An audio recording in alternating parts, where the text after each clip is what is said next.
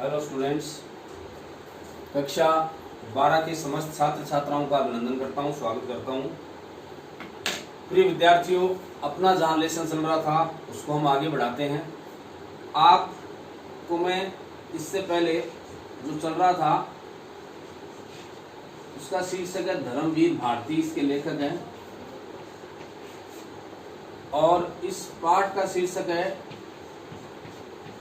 ठेले पर हिमालय। अच्छा खासा दिलचस्प शीर्षक है, ठेले पर हिमालय। धर्मवीर भारती बताते हैं कि इस निबंध के माध्यम से जो यात्राएं उन्होंने की है उस यात्रा के सुखद अनुभवों को हमारे साथ बांटने का प्रयास किया है। एक रास्ते चलते ठेले पर लदी हुई बर्फ की सिल्लियों को देख करके लेखक को जो अनुभव हुआ उसको हमारे साथ साझा करने का प्रयास किया है। तो जहां तक मैंने समाप्त किया था उससे आगे हम बढ़ रहे हैं, और आप ध्यान दें, पृष्ठ संख्या 67 नंबर से हम शुरू कर रहे हैं। सोमेश्वर की घाटी के उत्तर में जो ऊंची पर्वतमाला है उस पर बिल्कुल शिखर पर कोसानी बसा हुआ है। कोसानी किस स्थान पे उसका जिक्र दिया है? कोसानी से दूसरी ओर फिर ढाल शुरू हो जाती है, क्योंकि वहां का वातावरण तरह तरह की मोड़ों से गुजर करके उनकी गाड़ी जहां से वो निकल रहे हैं तो ढाल वहां से शुरू होती है। कोसानी के अड्डे पर जाकर बस रुकी। छोटा सा बिल्कुल उजड़ा गांव, कोसानी बिल्कुल ऐसा लगता है, उजड़ा सा गांव, और बर्फ का कहीं नामो निशान नहीं। जिस उद्देश्य से लेखक मानते हैं वहां गए थे इस यात्रा पे, वहां सब कुछ उजड़ा नजर आ रहा है, एक छोटा सा गांव उनको दिखता है। लेखक मन में ये बात करता है कि बिल्कुल ठगे गए हम लोग। जिस उद्देश्य से आए थे कि यहाँ हिमालय का अप्रतिम सौंदर्य देखने को मिलेगा, ऐसा कुछ नहीं था। वहां बिल्कुल उजड़ा सा गांव और कहीं प्राकृतिक सौंदर्य का नामो निशान नहीं। तो ठगे गए हम लोग। कितना खिन्न था मैं। अन्न खाते हुए बस से उतरा, अन्न खाता हुआ मन ना लगना, मन उसमें ना रमना। बस से उतरा कि जहां था वही पत्थर की मूर्ति सा स्तब्ध खड़ा रह गया। स्तब्ध, बिल्कुल चुप, शांत, स्तब्ध। ये थोड़ा शब्दों का आप ध्यान रखें, बिल्कुल शांत। तो मैं वहां बिल्कुल स्तब्ध हो गया, जड़ की तरह। तो स्तब्ध खड़ा, कितना अपार सौंदर्य बिखरा था सामने की घाटी में। अभी तक मैंने देखा कोसानी के उस प्रांत में तो बिल्कुल ऐसा कुछ नहीं लग रहा था कि कोई अच्छा दिखे, लेकिन जैसे मैं नीचे उतर के देखता हूं तो प्राकृतिक सौंदर्य का अखंड भंडार मुझे नजर आया। इस कोसानी की पर्वतमाला ने अपने अंचल में यह जो कैल्यूर की रंग बिरंगी घाटी छिपा रखी है, इसमें किन्नर और यक्ष तो वास करते ही होंगे। ये किन्नर देवताओं के अंश हैं या यक्ष, ये कहीं ना कहीं देवांश, देवताओं का अंश कहीं न कहीं यहाँ विचरण करता है, ऐसी मान्यता है। 50 मील चौड़ी ये घाटी, हरे मखमली कालीनों से जैसे खेत, कालीन बिछे हुए जैसे दरिया होती है, कालीन शब्द, तो कालीनों की तरह बड़ी कोई दरी होती है, बड़ी टाट पट्टी जिसको कह सकते हो, मखमली दरी, ये ध्यान रखें, जो मखमल से बनी हो, ऐसी कालीन, जैसे हरियाली से युक्त कालीन वहां बिछा दी गई। अब हरे मखमली कालीन से सुंदर सुंदर गेरू की सिलाएं काटकर बने हुए लाल लाल रास्ते, गेरुए पत्थरों को काट के बनाया गया, जिनके किनारे सफेद पत्थरों की कतार और इधर से उधर आपस में उलझ जाने वाली बेले की सी लड़ियों की सी नदियां, जैसे बेले आपस में आके उलझ जाती है, ऐसी शानदार नदियां वहां इठलाती हुई। वो प्राकृतिक सौंदर्य वास्तव में अपने आप में अप्रतिम था। मन में बेसाख्ता एकदम से अचानक एक ख्याल आया कि इन बेलों की लड़ियों को उठाकर कलाई में लपेट लूं, आंखों से लगा लूं। इतना सुंदर दृश्य कि इनको मैं आंखों से लगा लूं। अकस्मात हम एक दूसरे लोक में चले आए थे, क्योंकि हम जिस गांव में रहे, जिस स्थान पे रहे, ऐसा सौंदर्य, अद्भुत सौंदर्य हमने आज तक नहीं देखा। हमें लगा कि जैसे हम अद्भुत स्थान पे आ गए। इतना सुकुमार, इतना सुंदर, इतना सजा हुआ और इतना निष्कलंक, कलंक रहित। अब इनमें संधि का भी आपको ध्यान होना चाहिए, इसमें होना चाहिए, इसमें आएगा निहि धन कलंक, विसर्ग संधि, कलंक रहित, जिसमें कलंक नहीं है, ये विसर्ग संधि का उदाहरण है। तो व्याकरणिक चीजों का नॉलेज आपको लगातार होना चाहिए। तो इतना सजा हुआ, इतना निष्कलंक लगा कि इस धरती पर तो जूते उतारकर पांव पहुंचकर आगे बढ़ना चाहिए। इतना पावन, इतना पवित्र दृश्य था कि मन नहीं करा कि हम जूतों सहित इसमें आगे बढ़े। हमें लगा कि मैं जूते खोल करके इससे आगे बढ़ना चाहिए। धीरे धीरे मेरी निगाहों ने घाटी को पार किया और यहाँ ये हरे खेत और नदियां और वन, क्षितिज, क्षितिज जानते हैं आप, क्षितिज शब्द का अर्थ होता है जहां से हम देखते हैं और धरती आसमान मिलते हुए जहां दिखाई दे, धरती आकाश मिलते हुए दिखाई दे, वो होता है क्षितिज।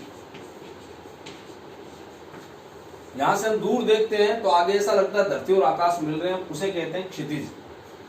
तो क्षितिज के धुंधलेपन में नीले कोहरे में धुल जाते थे, वहां पर कुछ छोटे पर्वतों का आभास अनुभव हुआ, तो ऐसा लगा छोटे छोटे पर्वतों की श्रृंखलाएं बनी हुई है। इसके बाद बादल थे और फिर कुछ नहीं, सिर्फ बादल नजर आते।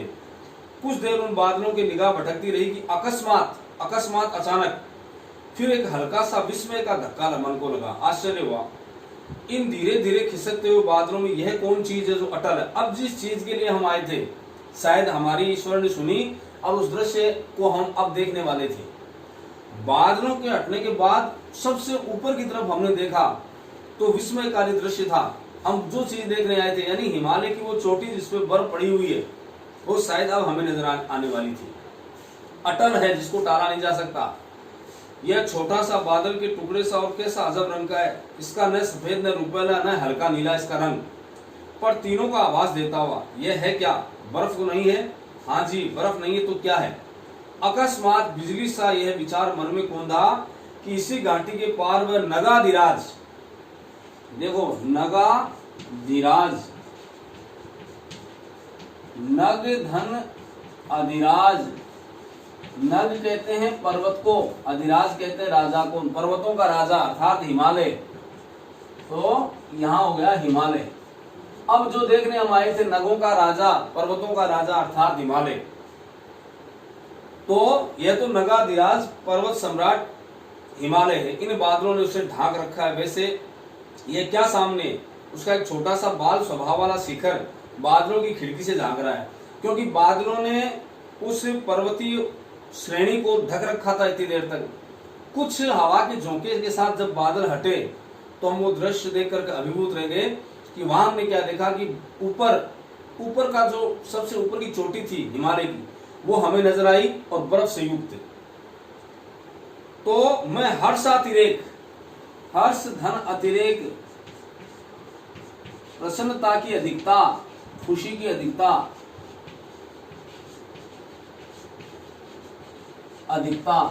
हर्षातिरेक, हर्ष धन अतिरेक, अतिरेक का अर्थ होता है बढ़ना, दीर्घ स्वर संधि, दोनों ए और ए मिलकर के आ बना हर्षातिरेक, से चीख उठा। बर्फ वह देखो, शुक्ल जी सेन सभी ने देखा, पर अकस्मात फिर वह लुप्त हो गया, क्योंकि बादलों का की आंख मिचौनी जारी थी। कभी बादल आते कभी गायब हो जाते। उसे बाल शिखर जान किसी ने अंदर खींच लिया, जैसे बादलों ने उसको अपनी आगोश में ले लिया। वो पर्वतीय क्षेत्र का छोटा सा भाग हमें दिखाई दिया, उसकी ऊपर का भाग, फिर जैसे उसको अंदर खींच लिया। खिड़की से झांक रहा है कहीं गिर ना पड़े। ये बाल सुलभ चेष्टाओं से युक्त एक मानवीकरण का भी यहाँ प्रयोग हुआ है कि जैसे बादलों ने अपनी आगोश में उसको वापस समेट लिया कि कहीं वो गिर ना पड़े। पर उस एक क्षण के हिम दर्शन ने हमें जाने क्या भर दिया। हिमालय के उस थोड़ा सा दृश्य हमने देखा, लेकिन उसमें भी आनंद की पराकाष्ठा। सारी खिन्नता, निराशा, थकावट सब छूमंतर हो गई। अब जिस उद्देश्य के लिए हम आए थे वो पूरा हो गया, तो हमारे मन में इतनी देर निराशा थी, हम उदास थे, वो सब कुछ समाप्त हुआ। हम सब आकुल हो उठे। अभी ये बादल छट जाएंगे और फिर हिमालय हमारे सामने खड़ा होगा, निरावृत, नील धन आवृत, निरावृत, बिना ढके, आवृत्ति कहते ढकना, बिना ढके यानी खुला। हमें अब हिमालय निरावृत नजर आएगा थोड़ी देर बाद में। असीम सौंदर्य राशि हमारे सामने अभी अभी अपना घूंघट धीरे से खिसका देगी, और तब सचमुच मेरा दिल बुरी तरह धड़क रहा था कि पता नहीं इतना एकदम से सौंदर्य देखने की क्षमता में रखता हूं कि नहीं रखता हूं। तो लेखक उसमें उसका दिल धड़कने लगा। शुक्ल जी शांत थे, केवल मेरी ओर देखकर कभी कभी मुस्कुरा देते थे, जिसका अभिप्राय था इतने अधीर इतने अधीर थे, कोसानी आया भी नहीं और मुंह लटका लिया। जैसे अभी शुरू में लेखक ने शुक्ल जी की तरफ प्रश्न की दृष्टि से देखा, प्रश्न सूचक दृष्टि से, कि शुक्ल जी हम जो दृश्य देखने आए थे उससे वंचित थे। कोसानी प्रांत के आगमन से पहले, केलियों की घाटी से पहले का दृश्य बता रहा हूं मैं आपको।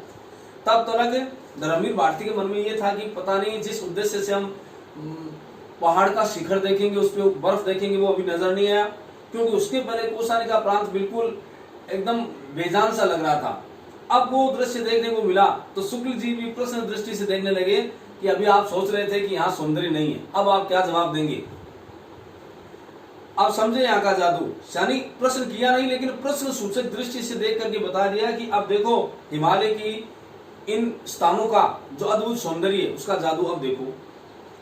डाक बंगले के खानसामे ने आके बताया, खानसामा सेवक आप लोग बड़े खुशकिस्मत है साहब, 14 टूरिस्ट आकर हफ्ते भर पड़े, बर्फ नहीं दिखी।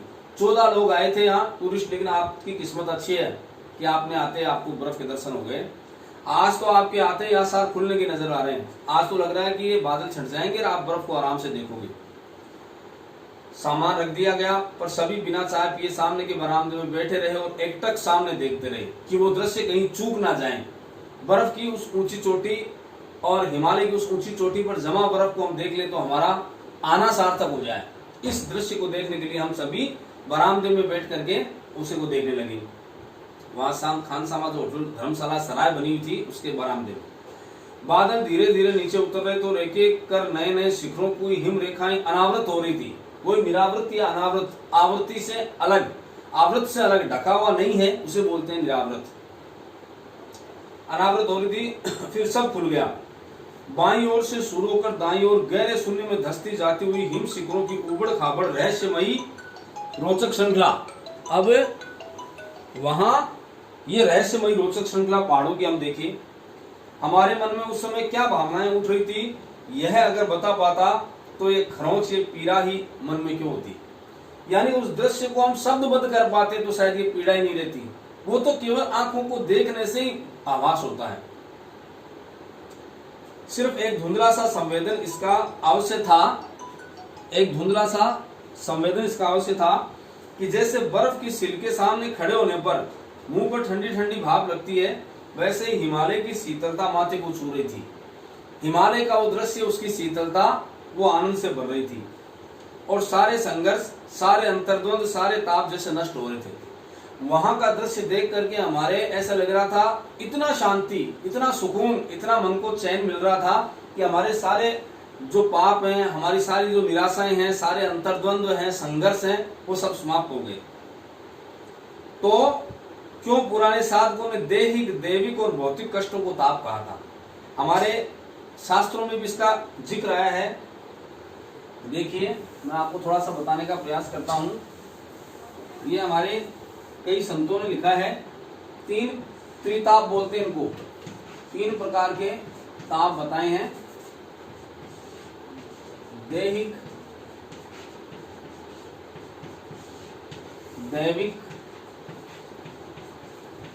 और तीसरा है भौतिक।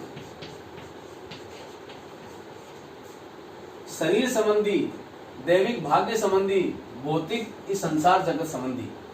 तो ये 3 प्रकार के कष्ट, और ये किस प्रकार है, इनका निस्तारण कैसे हो सकता है, शास्त्रों में इसके बारे में विस्तार से लिखा है। पुराने साधकों ने दैहिक, दैविक और भौतिक कष्टों को ताप कहा था और उसे शमित करने के लिए, शमित शांत करना, शमित का अर्थ है शांत करना, इन त्रितापों को शांत करने का, शमित करने के लिए वे क्यों हिमालय जाते थे। ये जीवन के कष्ट, ये तीनों ताप, इनको शांत करने के लिए हिमालय से श्रेष्ठ कोई वहां जाकर साधक साधना करते थे। इतना सुंदर, इतना पावन, इतना पवित्र और मन को रमने वाला दृश्य वहां होता था कि ये तीनों ताप स्वतः समाप्त हो जाते। तो क्यों हिमालय जाते थे मेरी समझ में आ रहा था। और अकस्मात एक दूसरा तथ्य मेरे मन में क्षितिज पर उदित हुआ, एक दूसरा तथ्य भी आया। कितनी कितनी पुरानी है हिमराशि, हिमराशि, बर्फ का भंडार। आप सोचो कि कितने कितने वर्षों से बर्फ इसी प्रकार से हिमालय की उस ऊंची चोटियों पर जमी हुई है।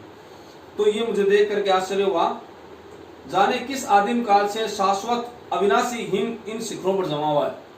शाश्वत चिरंतन काल से चली आ रही ये बर्फ इन हिमालय की चोटियों पर आज भी विद्यमान है। हजारों हजारों लाखों लाखों सालों से चली आ रही है। कुछ विदेशियों ने इसलिए हिमालय के इसी बर्फ को कहा है चिरंतन हिम, एटर्नल स्नो। एटर्नल स्नो इसको कहते हैं चिरंतन, यानी जो कभी समाप्त ना हो ऐसी बर्फ, चिरंतन स्नो या बर्फ। सूरज ढल रहा था और सुदूर शिखरों पर दर्रे, ग्लेशियर, ढाल, घाटियों का क्षीण आभास मिलने लगा था। अब धीरे धीरे हम देखते हैं कि सुदूर दर्रे हैं, ग्लेशियर, सूरज ढलने के साथ साथ वो सब घाटियों में भी जो उजाला था वो क्षीण पड़ने लग गया, क्षीण मध्यम कम। आतंकित मन में मैं सोचा कि पता नहीं इस पर कभी मनुष्य के चरण पड़ा भी है या नहीं, या अनंत काल से इन सूने बर्फ ढके दर्रों में सिर्फ बर्फ के अंदर हु करते हुए बहते रहते हैं। इतनी ऊंचाई पर न जाने कभी मनुष्य के पांव पड़े कि नहीं, या प्रकृति का ये जो एकांत वातावरण वो ऐसे ही हमेशा मनुष्य से रिक्त रहा है। अंदर बहते बर्फीली हवाएं चलती है, क्या उन्हीं से ये आवाजें आती रहती है, या उन्हीं का सामना इस पर्वत को करना पड़ता है। मनुष्य के पश्चात शायद यहाँ ना पड़े हो। सूरज डूबने लगा और धीरे धीरे ग्लेशियर में पिघली केसर बहने लगी। अब सूरज डूबने लगा और ग्लेशियर में जो केसरी रंग है वो चारों तरफ फैल गया। बर्फ कमल के लाल फूलों में बदलने लगी, घाटियां गहरी पीली होने लगी। सूर्यास्त के बाद में पीलापन घाटियों में आ गया। सूर्यास्त का जो दृश्य है वो बड़ा पवित्र था। अंधेरा होने लगा तो हम उठे और मुंह हाथ धोए और चाय पीने लगे, पर सब चुपचाप थे, गुमसुम, जैसे सबका कुछ छिन गया हो। अभी जो अप्रतिम सौंदर्य हम अपनी आंखों से देख रहे थे, ऐसा लग रहा है कि वो दृश्य अब हमसे चूक गया। जैसे कोई बेशकीमती चीज किसी व्यक्ति से खो जाए तो उसको कैसा फील होता है, कैसा महसूस होता है, हमें भी ऐसा लग रहा था कि जो पावन पवित्र दृश्य हम देख रहे थे शायद अब हम उससे वंचित हो गए। शायद सबको कुछ ऐसा मिल गया और जिसे अंदर ही अंदर सहेजने में सब आत्मलीन हुए, अपने में डूबे। यानी कोई किसी से कोई प्रश्न नहीं कर रहा, सब अपने आप में मंत्रमुग्ध होकर के शांत भाव से बैठे। ऐसा लग रहा था कि जैसे इनका कुछ खो गया हो और उसको अंतर मन में तलाश करने का प्रयास कर रहे हैं। यानी उन पावन दृश्यों को देख करके जो अनुभव किया था उसको मन ही मन आनंद में उसको संजो लेना चाहते हैं, उसके अंदर डूब जाना चाहते हैं। थोड़ी देर में चांद निकला और हम फिर बाहर निकले। अब रात का समय हुआ, चांद निकला, हम बाहर निकले। इस बार सब शांत था, जैसे हिम सो रहा था। मैं थोड़ा अलग आराम कुर्सी खींचकर बैठ गया। यह मेरा मन इतना कल्पनाहीन क्यों हो गया? इसी हिमालय को देखकर किसने किसने क्या क्या नहीं लिखा, और मेरा मन है कि वह कविता तो दूर, पंक्ति हाँ एक शब्द भी तो नहीं जानता। लोगों ने हिमालय की सुंदरता को लेकर कितनी बड़ी बातें लिखी है। लेखक मानता है कि मैं क्या लिखूं, इस अद्भुत और इस अप्रतिम सौंदर्य के आगे मेरी कलम तो फीकी है। मेरे पास शब्दों का भंडार नहीं है जो मेरी सौंदर्य राशि को शब्दबद्ध कर पाऊं। और फिर लेखक को आश्चर्य हुआ कि अन्य लेखक न जाने कहां से इतनी सामग्री जुटा लेते हैं कि हिमालय के इस अपार सौंदर्य को शब्दबद्ध कर पाए। तो मैं तो शायद उससे वंचित था। मेरे पास तो कविता छोड़ करके एक शब्द भी नहीं। पर कुछ नहीं, ये सब कितना छोटा लग रहा है इस हिम सम्राट के समक्ष। फिर भी यदि कुछ लिखूं तो मेरे शब्द कितने बौने पड़ जाएंगे इस हिमालय की अप्रतिम शोभा को देख करके। पर धीरे धीरे लगा कि मन के अंदर भी बादल जो छट रहे हैं, कुछ ऐसा उभर रहा है जो इन शिखरों की प्रकृति का है। एक निरापद भाव, एक स्वच्छ पवित्र मेल से रहित भाव वो मेरे मन में पैदा हो रहा है। कुछ ऐसा जो इस ऊंचाई पर उठने की चेष्टा कर रहा है ताकि उनसे उन्हीं के स्तर पर मिल सके। मन में कुछ बड़ापन आए, मन में कुछ विस्तार आए। ऐसा एक भाव, एक विचार मन में कौंध रहा था जो कुछ उच्च स्तर का हो। जैसे भौतिक संसार में रहकर हमारी जो क्षीण मानसिकता है, क्षुद्र मानसिकता है, उससे ऊपर उठने का प्रयास शायद मेरा मन कर रहा था। यह हिमालय बड़े भाई की तरह ऊपर चढ़ गया है और मुझे छोटे भाई को नीचे खड़ा हुआ कुंठित और लज्जित, थोड़ा उत्साहित भी कर रहा है। आज मुझे अनुभव हो रहा है कि ये मुझे किस प्रकार से, मैं एक मनुष्य की संतान हूँ। हिमालय जैसे मुझे मैं उसके सामने बहुत बोना हूँ, लेकिन वही हिमालय मुझे उत्साहित कर रहा है कि तुम कुछ भी करने में समर्थ हो, निराश न हो। स्नेह भरी चुनौती भी दे रहा कि हिम्मत है, ऊंचे उठोगे। और शायद यही सबसे बड़ी उपलब्धि थी कि हिमालय ने अपने मन की बात कही कि क्यों नहीं, जैसे मैं सीना तान के इस प्रकार से खड़ा हूँ, इतनी बर्फ को सहेज के खड़ा हूँ, मेरे सौंदर्य से तुम अभिभूत हो, तुम मनुष्य की संतान हो, तुम क्या नहीं कर सकते? क्या तुम जानना चाहते हो मेरी इस बड़प्पन को, मेरे इस विस्तार को? तुम इस चुनौती को स्वीकार करते हो? जैसे हिमालय हमें निरंतर आगे बढ़ने की एक प्रेरणा दे रहा है और हमें यह आग्रह कर रहा है कि तुम जो चाहो वो कर सकते हो, केवल तुम्हारा जुनून और हौसला परिपक्व होना चाहिए। और सहसा सन्नाटा तोड़कर सेन रविंद्र की कोई पंक्ति गा उठा, जैसे तंद्रा टूटी। मैं एकदम से ख्यालों में खोया हुआ था, तो रविंद्र की पंक्तियां किसी ने गाई, मेरी तंद्रा भंग हो गई और हम सक्रिय उठे। अदम्य शक्ति, देखो ये सब ध्यान रखें, अदम्य, जिसका दमन न किया जा सके। एक होता है, सब ध्यान रखें, दुर्दम्य, जिसका दमन तो हो लेकिन कठिनता से, जिसका दमन कठिनाई से हो, यह होता है दुर्दम्य। तो अदम्य शक्ति, जिसका दमन नहीं किया जा सकता, ऐसी शक्ति। उल्लास आनंद, जैसे हमें छलक पड़ रहा था। सबसे अधिक खुश था सेन, बच्चों की तरह चंचल। सेन सिंह बदन, मैंने आपको शुरू में उसका शारीरिक वो बताई थी कैसा था वो, तो एकदम से सिंह क्या बदन का, लेकिन वो एकदम से उल्लास से भरा हुआ, चिड़ियों की तरह चहकता हुआ और बोला, भाई साहब हम तो वंडरस्ट्रक हैं। वंडरस्ट्रक, आश्चर्य से चकित, ये उसकी भाषा, वंडरस्ट्रक, आश्चर्य से युक्त। इस दृश्य को देख करके हम तो आश्चर्य से भरे हुए पड़े हैं, वंडरस्ट्रक हैं। भगवान का क्या क्या करतूत इस हिमालय में होता है, तो क्या क्या करतूत हिमालय में होता है, इस पर हमारी हंसी मुश्किल से ठंडी हो पाई थी कि अकस्मात वह शीर्षासन करने लगा। वो तो थोड़ा इस प्रकार का व्यक्ति था, सिर को नीचे किया, पांव को ऊपर करके एकदम से शीर्षासन करने लगा। पूछा गया तो बोला, हम नए पर्सपेक्टिव से हिमालय देखा है। पर्सपेक्टिव, एंगल, कोण, नए तरीके से, क्योंकि हम सिर नीचे करके पैर ऊपर करके हिमालय को देखेगा, ये हमारा तरीका है। वो ऐसा व्यक्ति था जो वास्तव में इस एकांत वातावरण में एक हास्य पैदा कर सकता था या सबको हंसा सकता था। पूछा गया तो बोला, क्या गया। बाद में मालूम हुआ कि वो बंबई की अत्याधुनिक चित्र शैली से थोड़ा नाराज और कहने लगा, और सब जीनियस लोग सिर का बल खड़ा होकर दुनिया को देखता है, इसी से हम भी सिर का बल हिमालय देखेगा। तो जो बड़े लोग होते हैं वो सिर के बल में अपने दिमाग से काम करते हैं। हमारा सिर का बल यही है कि हम सिर को नीचे करके पैर ऊपर करके हिमालय देखेगा, ये हमारा एंगल है। दूसरे दिन घाटी से उतरकर 12 मील चलकर हम बैजनाथ पहुंचे। वहां गोमती बहती है। गोमती की उज्जवल जलराशि में हिमालय की बर्फीली चोटियों की छाया तैर रही थी। गोमती नदी में हम देखते हैं ऊंचे पर्वत की चोटियां नीचे से दिखाई दे रही है, तैर रही थी। पता नहीं उन शिखरों पर कब पहुंचूं, पर उस जल में तैरते हुए हिमालय से जी भरकर बैठा, उसमें खूब डूबा रहा। आज भी उसकी याद आती है तो मन पीरा जाता है। पीराने का मतलब पीड़ा से युक्त हो जाना। आज भी मन पीरा जाता है। कल ठेले के बर्फ को देखकर वे मेरे मित्र उपन्यासकार जिस तरह स्मृतियों में डूब गए, उस दर्द को मैं समझता हूँ। ये सही बात है कि हिमालय की उस छटा को जिसने देखा है वो किस प्रकार की पीड़ा को भोगता है, यानी अगर वो दृश्य ना मिले तो वो पीड़ित होता है। और जब ठेले पर हिमालय की बात कहकर हंसता हूँ तो वह दर्द को भुलाने का ही बहाना है। वे बर्फ की ऊंचाइयां बार बार बुलाती है और हम हैं कि चौराहों पर खड़े ठेले पर लदकर निकलने वाली बर्फ को देखकर मन बहला देते। ये दुर्भाग्य है। वास्तव में अगर आंखों से वो दृश्य नहीं देखे तो शायद जीवन की सार्थकता उसमें नहीं है। फिर तो हमने वो दृश्य देखे, वो अद्भुत थे। केवल बाहरी सौंदर्य बर्फ को देख लिया ठेले पर लदी हुई, वहां हिमालय की उस ताजगी को, उस आनंद को अनुभव नहीं कर सकते। किसी ऐसे क्षण ऐसे ठेलों पर लदे हिमालयों से गिरकर तो तुलसी ने नहीं कहा था कब हूं कि या रह नहीं रहूंगो, यानी ऐसा प्राकृतिक दृश्य। तुलसीदास जी ने एक पद में लिखा है, छंद में लिखा, कब हूं को याद रह नहीं रहूंगो। हे ईश्वर, हे भगवान राम, मैं कब तक इसी तरह से रहूंगा। जीवन में जो आनंद वास्तविक है, जहां दैहिक दैविक भौतिक तापों से परे हो जाऊंगा, वो दृश्य मैं कब देखूंगा।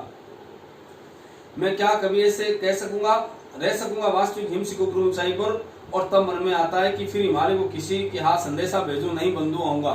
आज भी मन में वो ख्याल आता है कि हिमालय की उस यात्रा में मैं एक बार फिर शामिल हूँ, मैं फिर लौट कर वहीं आऊंगा।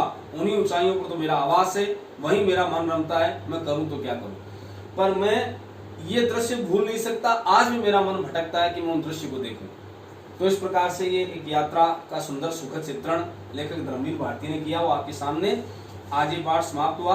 प्रिय विद्यार्थियों, आपको इस पाठ के समस्त प्रश्नोत्तर करने हैं और व्याख्यात्मक यदि आपको खास पद कोई दिखें तो उनकी व्याख्या भी आपको बहुत अच्छी ढंग से करनी है। प्रश्नों के उत्तर सटीक तरीके से देने हैं। छोटे प्रश्न है, लघुतरात्मक है, अति लघुतरात्मक है या फिर निबंधात्मक, वो समस्त प्रश्न आपको हल करने हैं और उनको याद भी करना है। मैं एक बार आप सभी को पुनः धन्यवाद देता हूं। Thank you.